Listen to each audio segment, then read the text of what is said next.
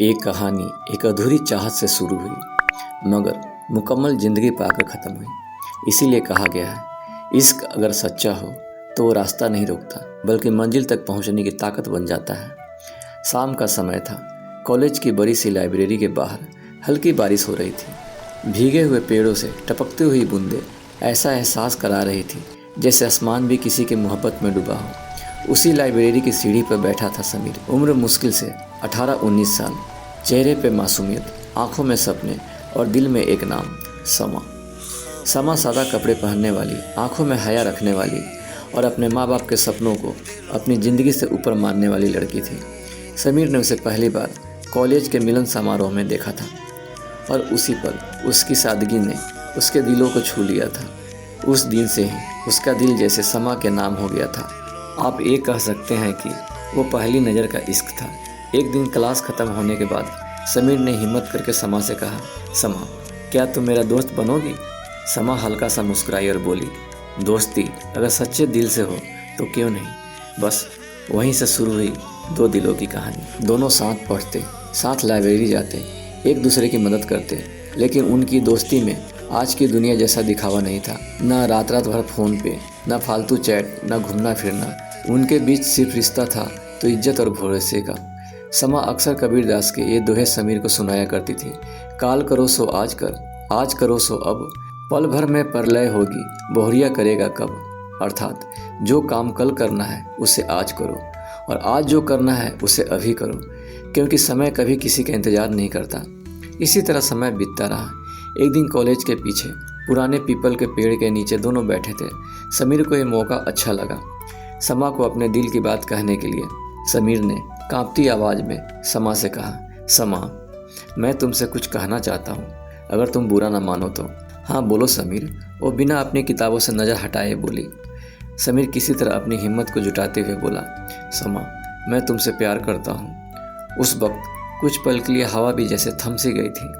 समा की आंखें भर आईं। उसने धीरे से कहा, देखो समीर, मैं भी तुम्हें पहली नज़र में ही प्यार कर बैठी थी और आगे भी करती रहूँगी, लेकिन इसका मतलब ये नहीं कि मैं तुम्हारे आगे बढ़ने के रास्ते में अपने प्यार का रोड़ा बिछाकर तुम्हें रोक दूँ। प्यार का मतलब सिर्फ हाथ पकड़ना नहीं होता समीर। प्यार का असली मतलब होता है एक दूसरे को सफल बनाना। समीर चुपचाप उसे देखता रहा। समा आगे बोली, तुम्हारी दोस्त बनकर, तुम्हारी प्रेमिका बनकर, तुम्हारा हम सफ़र बनकर। अगर मैं तुम्हें सफलता तक पहुंचाने में मदद नहीं कर सकी तो मेरे प्यार का क्या मतलब। एक्चुअल में प्यार का मतलब होता है त्याग और बलिदान, ना कि जिस्म की प्यास बुझाना।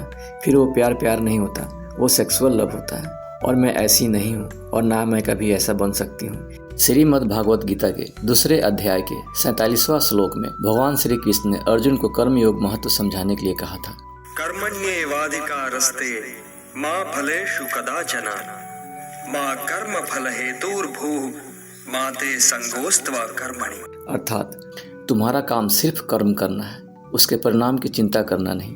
इसलिए मन लगाकर अपना काम करो, सफलता और असफलता की चिंता मत करो। समा बोली, समीर, अभी प्यार के चक्कर में पड़ जाओगे तो तुम्हारी ज़िंदगी बर्बाद हो जाएगी। यही उम्र है आगे बढ़ने की, कुछ करने की। 16 से 25 साल की उम्र में अगर इंसान खुद पर नियंत्रण कर ले तो दुनिया उसे सफल होने से कभी नहीं रोक सकती। यही तुम्हारा गोल्डन टाइम है। आज की मेहनत ही हमें कल आराम देती है। बारिश तेज हो चुकी थी, लेकिन समा की बातें समीर के दिल में उससे भी तेज उतर रही थी।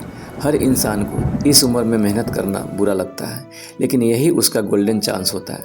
अभी का जागना थोड़ा दुखद होता है, लेकिन बाद का जागना बहुत दुखदायक होता है। किसी शायर ने सच ही कहा है, जो रातों को जगते हैं सपनों के लिए, वही सुबह दुनिया बदलते हैं। समा ने भारी आवाज़ में कहा, इस उम्र में अगर प्यार में धोखा मिले तो इंसान या तो टूट जाता है या गलत रास्ता पकड़ लेता है, लेकिन धोखे के बाद 99% लोग सफलता हासिल नहीं कर पाते हैं। तो ऐसी बीमारी को जानबूझकर क्यों गले लगाना, जो जान लेकर ही छोड़े।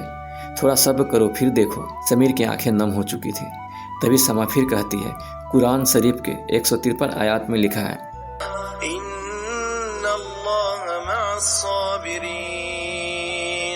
अर्थात निसंदेह अल्लाह सब्र करने वालों के साथ है। समा ने समीर का हाथ पकड़कर कहा, अपने माता पिता के बारे में सोचो समीर, उन्होंने तुम्हारे लिए कितनी मेहनत की होगी, तुम्हारी सफलता के लिए कितने सपने देखे होंगे। उन सपनों को टूटने मत देना। गोस्वामी तुलसीदास जी द्वारा रचित रामचरितमानस के अयोध्या कांड में एक चौपाई है जो भगवान श्री राम द्वारा कही गई है। मातु पिता गुरु प्रभु की बानी, विनहि विचार करई शुभ जानी। अर्थात माता पिता, गुरु और भगवान की बातों को बिना संदेह शुभ मानकर पालन करना चाहिए। माँ बाप की आंखों में आंसू देखकर कोई इंसान कभी खुश नहीं रह सकता। समीर माता पिता के चरणों में जो सुख है वो कहीं नहीं मिलेगा। समीर अब पूरी तरह टूट चुका था, लेकिन यह टूटना हार का नहीं, समझदारी का था। समा मुस्कुराई और बोली, मैं तुमसे वादा करती हूँ, मैं तुम्हारा उस वक्त तक इंतजार करूँगी जब तक तुम नहीं आओगे। मैं तुम्हारे सिवा किसी और की बाहों में कभी नहीं जाऊँगी। समीर, मेरा यकीन करो, मैं हमेशा तुम्हारे साथ रहूँगी, लेकिन तुम्हारे पढ़ाई के रास्ते में रुकावट नहीं बनूँगी।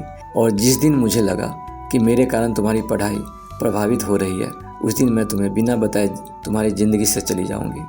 समीर, महाभारत से इंसान को सीखना चाहिए, संयम ही मनुष्य की सबसे बड़ी शक्ति है। अर्थात जो इंसान अपने मन और इच्छाओं पर नियंत्रण कर लेता है, उसे दुनिया की कोई भी ताकत हरा नहीं सकती। समीर ने कहा, समा, तुम चिंता मत करो, मैं सब संभाल लूँगा। यहाँ सबकी गर्लफ्रेंड है, क्या वो सब सफल नहीं होंगे? समा हल्का मुस्कुराई। देखो समीर, मेरे घर वाले ने हम पे भरोसा करके हमें बाहर पढ़ने भेजा है, और मैं उन लोगों का भरोसा नहीं टूटने दूंगी। मैं उन लड़कियों जैसी नहीं हूँ जो पढ़ाई के नाम पे घर से निकलती हैं, लेकिन रोज़ क्लब और बार में अपने दोस्तों के साथ अय्याशी करती हैं, और फिर एक दिन जब वो प्रेग्नेंट हो जाती हैं तब साथ देने की जगह पे वो लड़के भाग जाते हैं। उस वक्त उस लड़की के पास कोई ऑप्शन नहीं रह जाता है इसके अलावा कि वो या तो अबॉर्शन करवाए या आत्महत्या कर ले, क्योंकि अपने माता पिता को शर्म से बता नहीं सकती और ना वो दुनिया के सामने आ सकती है। और अबॉर्शन कराने के लिए उस वक्त उसके पास पैसे भी नहीं होते हैं, और फिर न चाहते हुए भी अपने शरीर का सौदा खुद करती हैं और चंद पैसों के लिए अपने शरीर को नोचवाती हैं, या गर्भ निरोधक गोलियां खा खा कर अपने शरीर को बर्बाद करती हैं। समीर, बाइबल में ठीक ही लिखा है, what shall it profit a man if he shall gain the whole world and loss his own soul.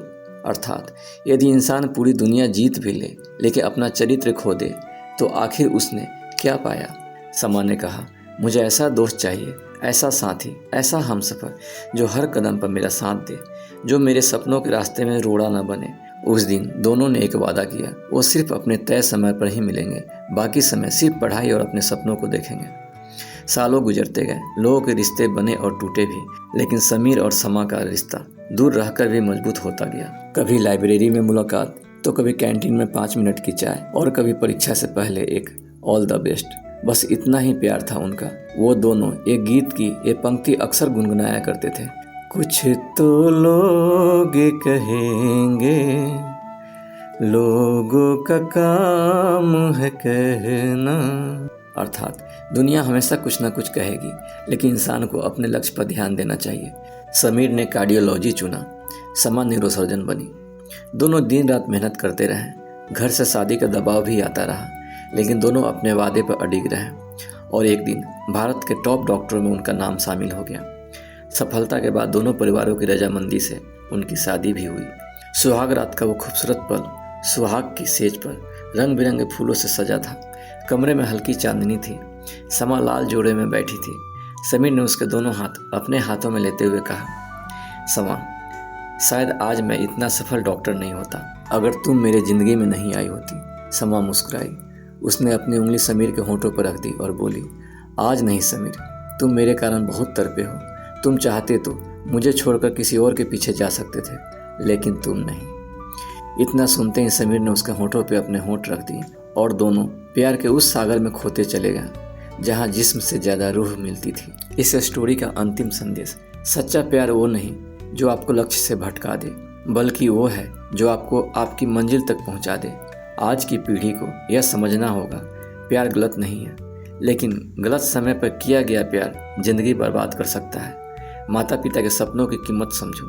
16 साल से 25 साल की उम्र इंसान की नींव रखने की समय होता है। उस उम्र में किया गया संघर्ष ही पूरी जिंदगी को आसान बनाता है। इसीलिए किसी शायर ने कहा, इश्क वो नहीं जो रातों में रुलाए, इश्क तो वो है जो इंसान को कामयाब बनाए।